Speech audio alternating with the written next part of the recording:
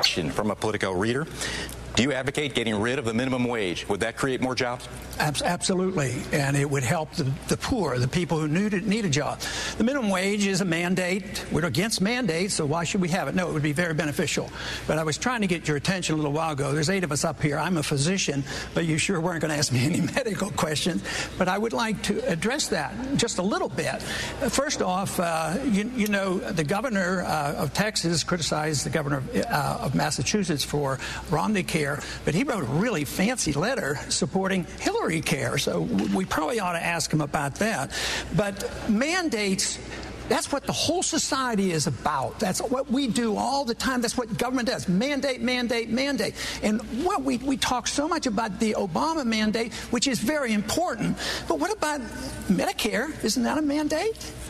Everything we do is a mandate. So this is why you have to look at this at the cause of liberty. We don't need the government running our lives. And I do want to address the subject of $2 oil or gasoline, because I can do much better than that.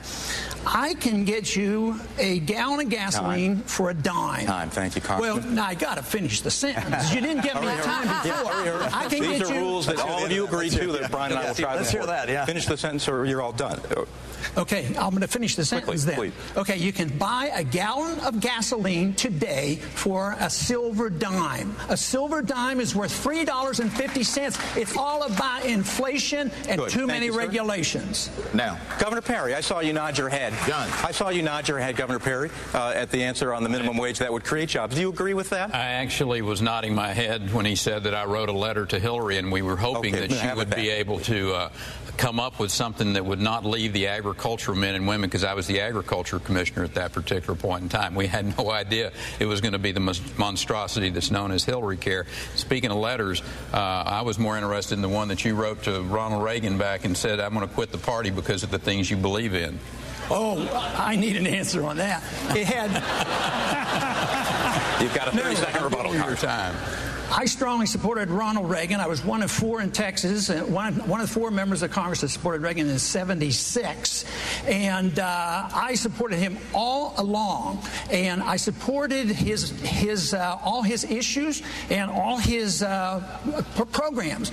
But in the 1980s, we spent too much, we taxed too much, we built up our deficits, and it was a bad scene. Therefore, I support the message of Ronald Reagan. The message was great, but the consequence, we have to be honest with ourselves. It was not all that great. Huge deficits during the 1980s, and that is what my criticism was for. Not for Ronald Reagan's message. His message is a great message. Funny thing about the mail, kind of tends to live on forever. To all of you, thank you. We're going to hold in place, take a quick break.